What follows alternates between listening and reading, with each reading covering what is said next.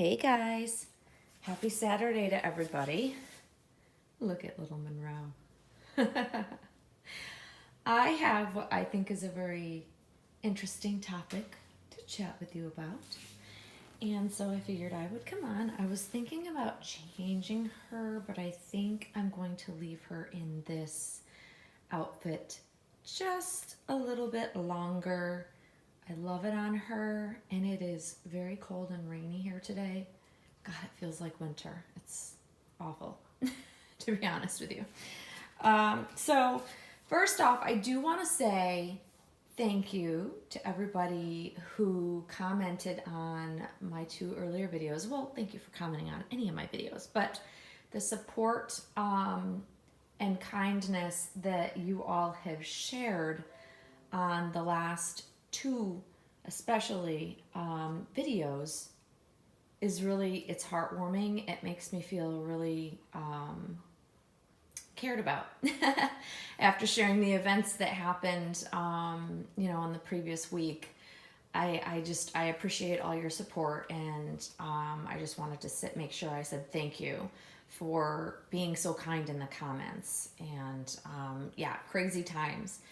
And so also thank you for being polite and kind in the comments from yesterday's video.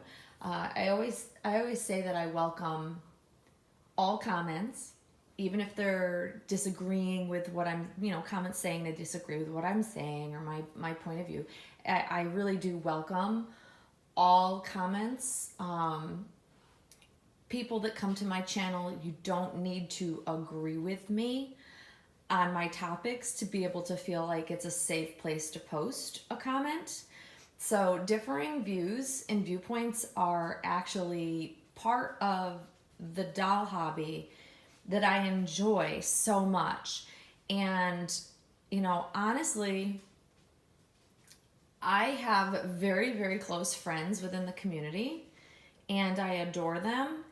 And people kind of tend to make the assumption that I always agree with them. We are always, always, always on the same page. We're not.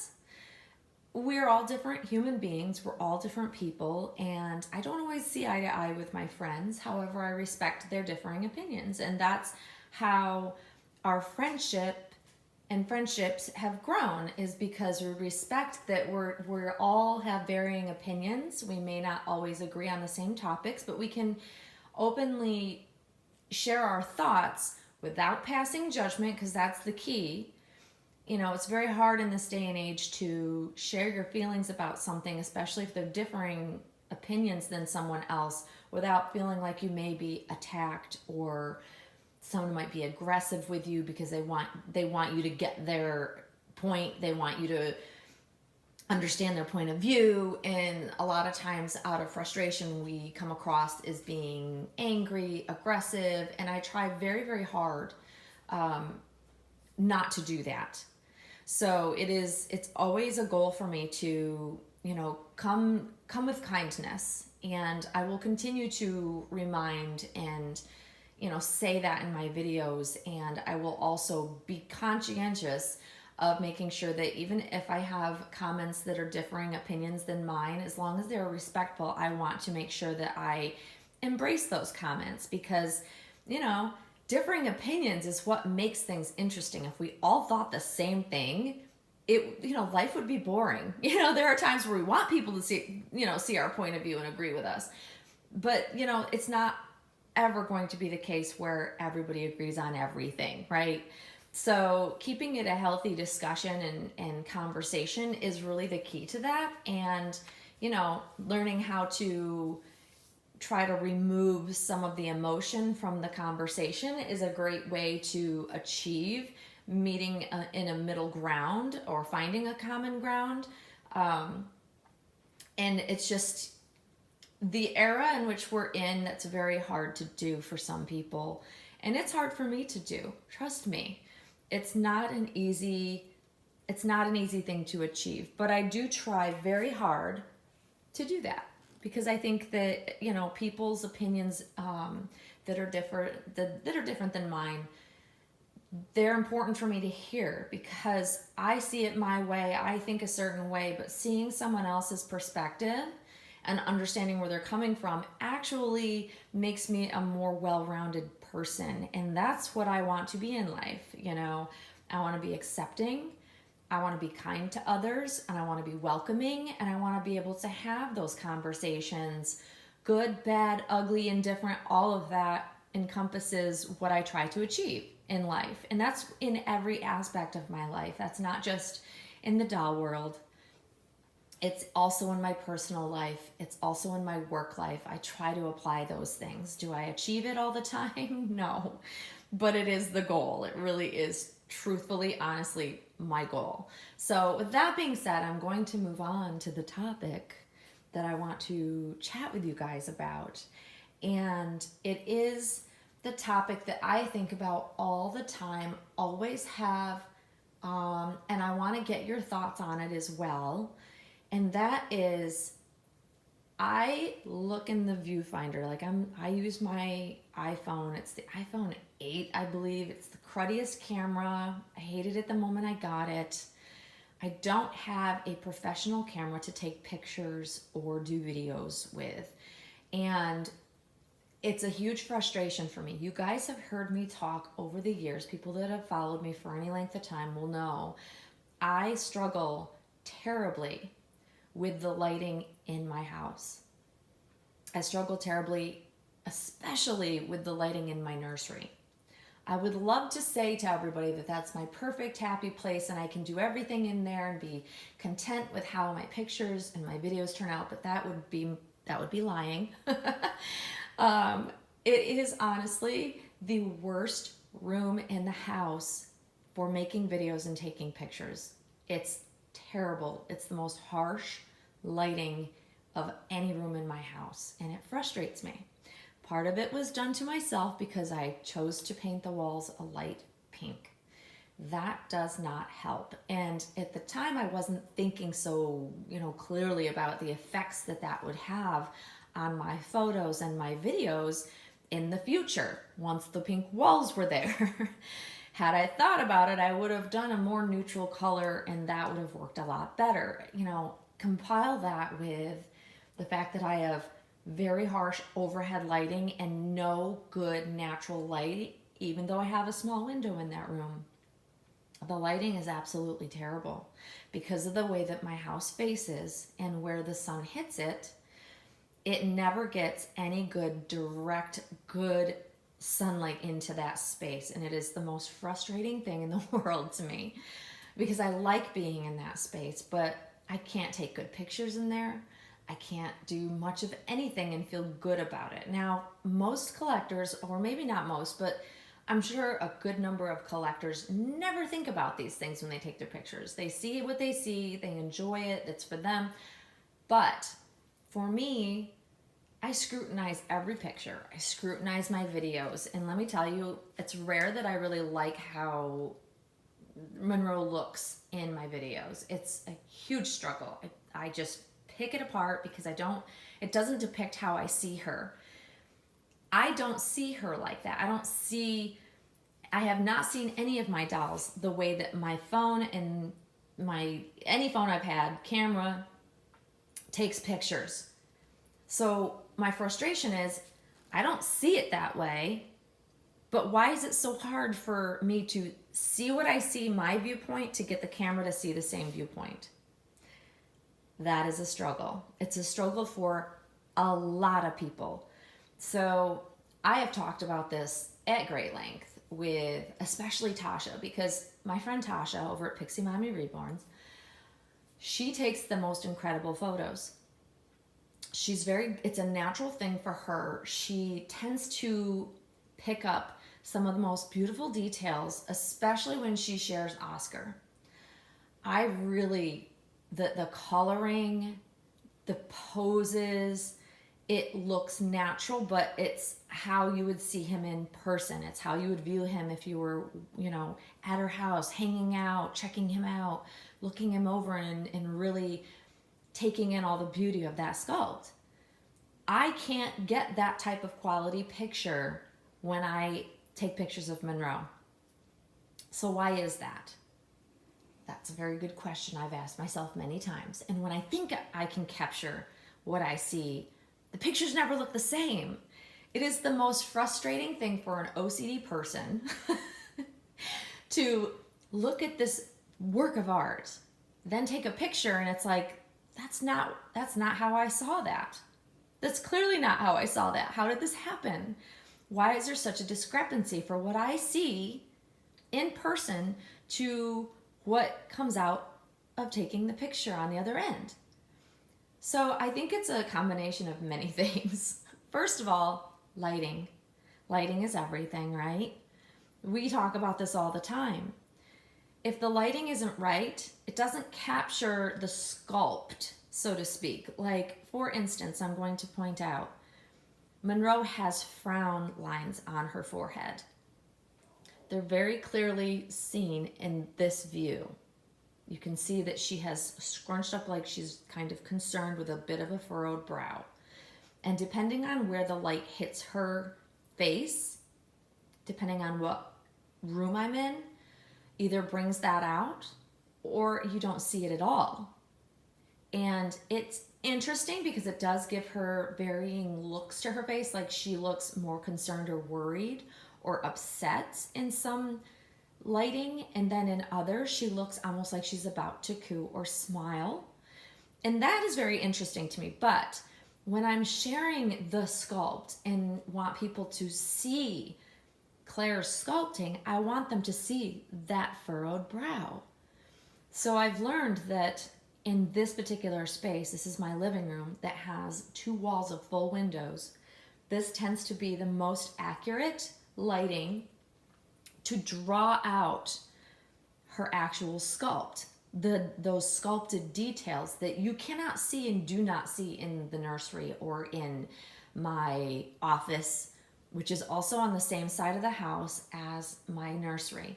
My living room is on the opposite side of the house, so we do get very good light in this space. Now, as good as the lighting tends to look currently to me, it is raining outside. There's no sun, but yet there's still good lighting in here. That's why I'm like, natural light. Let's just keep it here. That's why you guys see me videoing in this space most of the time now, because I see more of her characteristics and all of the beauty in the sculpt when I'm out in this room. So that's a huge part of it. So lighting, I think, is number one. Having the best lighting is really key to great pictures. I also think that it's the device that you choose to use to take your pictures or make your videos on. I do believe that the iPhone, the current iPhone, and I will eventually be upgrading. I've had this phone for a few years now. It is fully paid off, and I don't want to trade it in just to get a new phone until I really need to. So I'm going to have to kind of suffer along with the fact that this isn't the best camera, and I have accepted that, as hard as that is to accept. But it still eats at me. But so that's also part of it. But another part of the way our pictures turn out, the things you need to think about, the angles, that to me is a talent. It's a talent that my friend Tasha definitely has, and I see others as well. Shelby is another one who takes amazing pictures of her babies. And like I see certain artists that have a knack for taking very beautiful pictures, and then artists that struggle. So you have it on both ends. I don't think it's a talent that comes natural to all of us. For me, it's a struggle. I don't have that talent. I can see how I want the baby to look, but getting that in the picture, there's a disconnect for me. I have a very hard time with that. And I think that it's one of the reasons that certain dolls sell for artists over others that may not be it may not be better quality, but it is better picture taking and better videoing. And I think that I will use Claire Taylor as an example, along with Romy Strydom. Both are top artists. But I will tell you, before Claire's popularity really blew up, let's see, I want to say maybe 5 years ago, maybe less. Maybe in the last 2 or 3 years, probably since the Dwayne, she blew up all over everywhere in popularity. Prior to that time period, Romy Strydom would have been probably known as the top silicone doll artist. Most sought after. If you look at her pictures, they look like these are real living babies, and they're gorgeous. They're beautiful, they're pretty. And then we would compare to what Claire's picture taking is like. And I adore both artists, by the way. Clearly, I've had many of both artists' dolls over the years. And we can even add Joanna Kazmierzak into that mix. But I'm going to use the two because it just makes it simpler. There are many great artists. I'm not discluding, anybody. I just want to share this as an example. So Romy Strydom is masterful at how she takes pictures. She captures the beauty of her dolls effortlessly. Every picture I ever see her post of her babies are amazing. She has a talent for it. And if you watch the videos that she puts out for different sculpts and dolls that she's finished, they look like real babies. She's got it down. It's the staging, it's the backdrop, it's how she handles and moves the baby, the doll in the video, that makes it feel like, wow. It draws you in and you want that baby. You want to have that baby and bring that baby home. And I think very early on, because she was able to capture every beautiful detail in her videos and pictures, I think her popularity soared very early on in the silicone world. Collectors wanted to bring those dolls home. Now, I'm going to compare that to Claire. Claire does a great job at videoing the movement of her dolls. Her picture taking skills aren't up to the same level, I would say, as Romy Strydom. It's just not. I think that her dolls, though they are my favorite, they don't come across as easily or as well in video and in pictures. And I think that the wrong angle or the wrong backdrop or the wrong way of handling them, it doesn't do them justice. I have said it go back to my earliest videos, and when I'm talking about Claire Taylor's dolls, I told people this is the best kept secret out there because people don't realize just how amazing her babies are because they don't come across well in pictures and in video. They don't do them justice. So that's the frustration. Huge frustration for me because when I would have a Romy Strydom baby, they do video very easily. They picture take very easily. They're just, the camera loves them. When I've ever had a Claire Taylor doll, the struggle is real. The camera doesn't love them. They don't come across as beautifully as they should. And as a collector who wants to show just how amazing Claire's sculpts are, when they don't come through the camera like I expect them to and like how I see them, it's a huge frustration for me. And that's something, and why am I talking about all this? Why am I talking about this? Because I think it's something that collectors need to keep in mind when they're looking to buy, when they're seeing different things and trying to figure out what they love. Keep in mind that some dolls will not photograph and you won't see the true doll until you see it in person. Photographs don't show everything. And, in comparison to, seeing pictures and then bringing the doll home and seeing the doll, in person, I'll use Romy Strydom once again as a very good explanation of this. As beautiful as Romy's babies are, and they are beautiful, they're amazing. The pictures I liked better than the actual real doll in person. I don't go for pretty babies.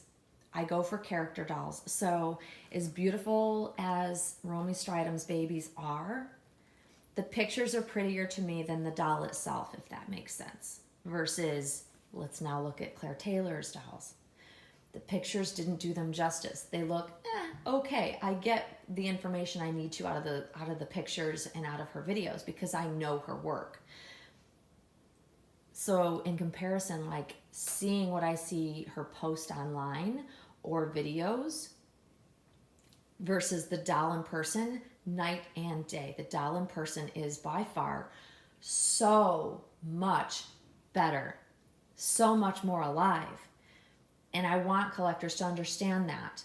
So when you're looking at, and this goes for reborns or silicone dolls, so vinyl versus silicone, same idea. When you see an artist that really photographs well, and you'll know, there are known artists that just have the knack for great photography. Keep that in mind, because I see the artist's photos. I see when these really beautiful, we'll use reborns, vinyl reborns as the example here. The artist pictures like are freaking phenomenal. They look like a living baby. The detail is amazing. The hair is amazing. And then I follow through and I know the collector that now purchased that doll. And then that collector shares said doll. But yet the doll literally looks like a different doll in the collector's photos. Why? Because we're not all great photographers, right? And I used to get a good chuckle out of the fact that, like, when people on Doll Fan, fellow collectors, there's the sales pages where you could post your dolls for sale, and I remember seeing, I would recall what the original doll in the artist pictures looked like versus the photos that the collector was showing that just did no justice to the doll. The hair was messy, and it's like, you're selling the doll, why wouldn't you try to at least comb the hair, put some nice clothes on? I mean, I get you want to be, out there and share everything, but like, staging is everything. Like, making sure that the pictures are right. But I remember snagging some really good deals simply because the collector didn't take great pictures. So people didn't understand just how beautiful that doll was because they don't remember seeing the artist pictures, right? I follow these things, when I was actively buying, I paid attention. I would snag some of the best deals this way because I knew that when I got that doll, once it was, spruced up, so to speak, that it would be looking like the doll that I saw in the artist photos. And those are all the things you got to keep in mind when you're looking to buy. Keep that in mind when you're looking to sell. If you want to get top dollar for your doll, you got to take the time to really photograph the doll well, show it in the best light, make sure the hair is beautifully done, all of those things. And like backdrops, also important. Here's one that I have learned the hard way over the years. I am one for loving blankets. I love blankets. This is my new favorite blanket. It's mostly white in the background, but it does have a bit of color, but it's pale and it's not bright, crazy colors. I have learned that when I photograph, to get the best coloring is to use a white backdrop. I don't really have white blankets. I have one that's kind of a cream, but most of mine are going to be white with some sort of pattern on it. It's really, I love certain blankets. I would try to photograph Monroe on them, and she just looks odd because it's competing colors. So having a nice, more neutral kind of background that you lay your baby on, not bright colors. As much as I love pink, I can't lay her on a pink blanket. It just literally, it brings out all of the brightness of her pink painting, and it doesn't do her justice. So finding that balance, and also depending on what your doll is wearing, you don't want clashing colors, right? You want to make sure that it all goes well together. Nothing's competing, nothing's clashing. And that's something I've learned the hard way because I'm like, oh, I got a new blanket, I want to take pictures of her in it or on it. And it just, they never turned out right. I have to really think ahead and think about the backdrop. Where am I placing her? What is she in? What is behind her, and what is she wearing? What are the colors? What brings out certain tones in her coloring? Those are all the things that a really good photographer thinks about. What do we use as props next to the baby? Is it too much? Does it clash? All of those things. There's so much to think about. And even knowing all this, it's still a struggle, guys. It is still hard. And it frustrates me every single time I try to take a photograph of this baby because she's gorgeous. And very rarely does the picture I take of her or the video I take of her do her any remote justice. So that is the struggle, guys. And that's just, I want to hear your feedback. I want to know if, one, do you care? I get that some collectors just enjoy the doll. They're not looking for perfection in a picture. They're not looking for a specific look in the picture. They take the picture and they enjoy it as is. They don't think about these things. But are you a collector that does plan out your pictures and think about how, to pose your baby and the backdrop and props and all of that, the lighting? Are you that kind of collector? I would like to hear both types of collectors and your perspective on it, because this is something that literally plagues me. It kills me that people won't see Monroe in the amazing beauty and sculpting in which she is. That's a hard one for me to swallow. It's a hard pill to swallow, guys. And this is something that I've struggled with since I started collecting, because I could never get great pictures to share on Dolphin, because that was before we were on YouTube. And I just remember I remember my very first Janica. She was the boo-boo of the edition. She was the first one I got of many, of the original edition. Back in like 2012, I think I received her. And I tried my darndest to get the great pictures of that doll because she was spectacular. I still think that sculpt is spectacular. How many years later? 10 years later from when she sculpted it? And I just could never get a good picture because I wanted to post pictures of her in doll fan with my friends because that's how we shared back then. I couldn't get a great picture of that doll to save my life. And trust me, I tried and I tried and I tried. I mean, it was crazy how many pictures I used to take of that doll. And I had an actual camera at the time because that took better pictures and it just worked better. Could never get a great picture of that doll. And that bothers me still because she was amazing. And people loved that sculpt at the time because she was the first of its kind that was so lifelike in silicone. And it was just amazing. So my struggle continues. I get tips from my friends. I try to take in how their pictures turn out and what they've done to get those types of quality pictures and those results. But I want to hear from you guys. It's one of those things that really, really I struggle with and I want to do better. So I'm trying to learn, and potential tips from other collectors will be helpful. So feel free to share. I know this was a long explanation and I apologize for the longer video, but I like to chat with my friends. You guys are my friends out there. So if you hung around this long, thank you. Monroe thanks you.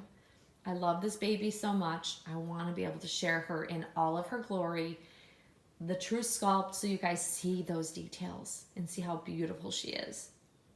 Okay, I'm going to wrap it up here. So I hope you guys are having a great start to your weekend. Hopefully you have warmer, better weather than what I have currently. And Monroe and I will see you all very, very soon. Thanks for watching, guys. Bye-bye.